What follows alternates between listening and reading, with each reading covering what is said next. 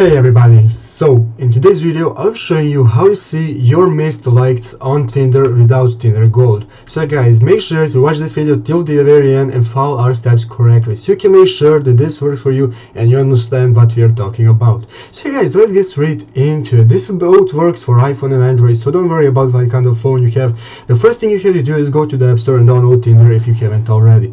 After doing that, you want to create an account or log into your existing account if you already have one. So after doing that, let's enter application. This is the main page at which we will be greeted by. As you can see here guys, you can go swiping here left and right. After you have all swiped, use all your swipes and you want to see who matched with you without Tinder. Of course you will go in the middle page and you see that everybody that you have been matched with, you need Tinder Gold to see who they are. So clicking on this, they give you an option plan which you can use and enable Tinder and see who liked you. So the thing you can do guys is go to the Tinder application either on your PC or in your browser, and then when on your PC and your browser you will have to go and look at the left page on the Tinder application. Looking there, you will be able to see these images a little less blurry and you will be recognizing who has liked you and when.